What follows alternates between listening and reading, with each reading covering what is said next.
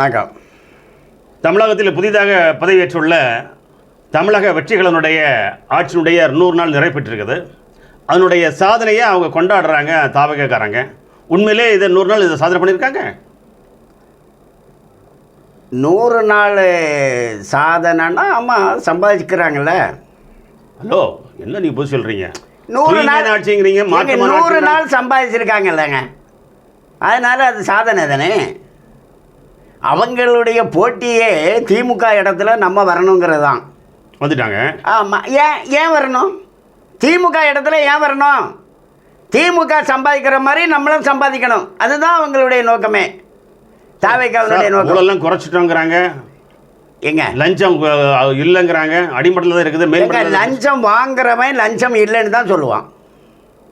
முதலமைச்சர் சட்டமன்ற சொல்றாரு. அதாவது பொய் சொல்லி ஒரு பொருளை விற்கிறவன் நான் சொல்றது உண்மைன்னு தான் சொல்லுவான். எப்போ லஞ்சம் வாங்க மாட்டோன்னு சொல்றாங்களோ அப்போ லஞ்சம் வாங்குறோன்னு அதுக்கு அர்த்தம். இப்போ வியாபாரி முதல்வர் ஒன்றா? ஆமாம், வியாபாரத்துக்கு தானேங்க வந்திருக்காங்க. தமிழ்நாட்டில் இந்த மாநில நிர்வாகத்தில் நாங்கள் வரணும், மாநில ஆட்சியை நாங்கள் பிடிப்போம் அப்படி சொல்லக்கூடிய எல்லா அரசியல் கட்சிகளுமே வியாபாரம் தான், பணம் சம்பாதிக்கிறதுக்கு தான் வர்றேங்கிறாங்க. இப்போது இவர் விஜய் என்ன சொன்னாருன்னா, திமுக இடத்த நாங்கள் பிடிப்போம் அப்படின்னு சொன்னார். அதிமுக எதிர்கட்சியே இல்லை அப்படின்னு அவர் சொன்னார். அதாவது திமுகவும் தாவேக்காவும் போட்டி போட்டு சம்பாதிப்போம். அவங்க ஆளுங்கட்சி, நாங்கள் எதிர்கட்சி, அல்லது நாங்கள் ஆளுங்கட்சி, அவங்க எதிர்கட்சி, அப்படி. அப்போ எதிர்கட்சி தலைவருக்கு கூட ஒரு அந்தஸ்து இருக்குது, அமைச்சர் அந்தஸ்து இருக்குது, அவங்களுக்கும் வருமானம் இருக்குது, லாபத்தில் பங்கு, அவ்வளவுதான். அப்போ இப்போ தாவேக்கா லாபத்தில் பங்கு திமுகவுக்கு கொடுக்குது. திமுககாரங்க என்ன சொன்னாங்க? இப்போ முதல்ல ஸ்டாலின், இப்போ இவர் விஜய் முதலமைச்சர் ஆன உடனே யாரை போய் பார்த்தாரு? ஸ்டாலினை தான் போய் பார்த்தாரு.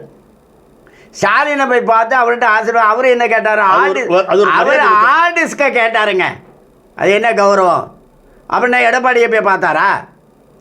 எடப்பாடியும் தானங்க ஒரு எதிர்கட்சி தலைவர், அவரை போய் பார்க்கல. அவர் ஸ்டாலினை தாங்க.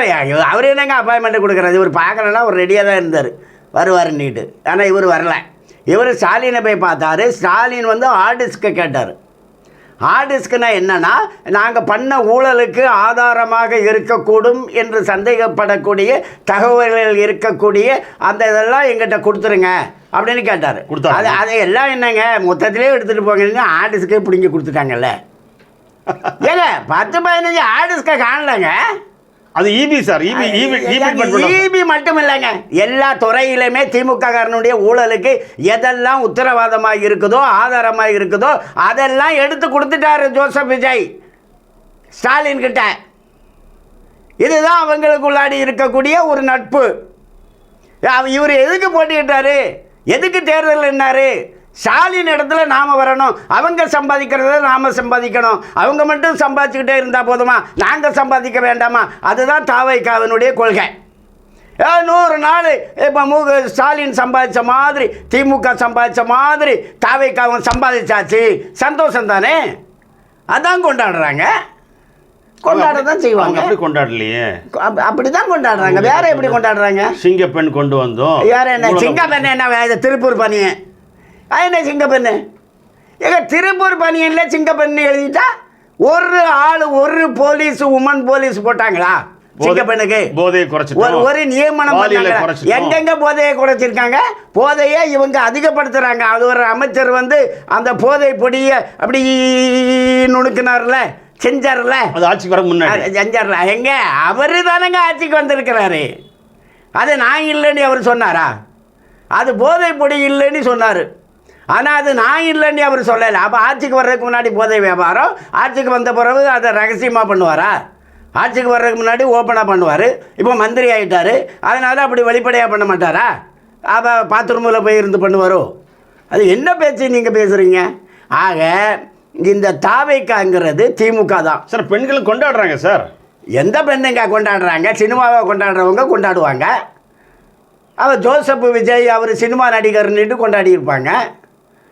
அதில் என்ன இருக்குது? சினிமா நடிகரை கொண்டாடுறதுல என்ன இருக்குது? அது ஆண்டாண்டு காலமாக கொண்டாடிக்கிட்டு தானே இருக்காங்க. எங்கள் ஜோசப் முதலமைச்சர் ஆகிட்டாரு அப்படின்னுக்கிட்டு கொண்டாடுவாங்களா இருக்கும். அதனால என்ன? பெண்கள் என்னென்னா எல்லாம் உத்தம புத்திரிகளா? பெண்கள் கொண்டாடிக்கிட்டா அது வந்து சரியா? ஏன் பெண்கள் தப்பாக நடக்கிற பெண்கள் இல்லையா? தவறான முடிவெடுக்கிற இளைஞர்கள் இல்லையா? என்ன பேசுகிறீங்க நீங்கள்? ஆக 100 நாள் ஆட்சி தாவேக்காவுக்கு வெற்றி தான். என்ன வெற்றினா 100 நாள் திமுக மாதிரி நம்மளும் சம்பாதிச்சிருக்கோமே, சம்பாதிக்க முடிஞ்சதே அப்படிங்கிற வெற்றியை அவங்க கொண்டாடுறாங்க. Okay sir. வணக்கம். ஓகே, நன்றி.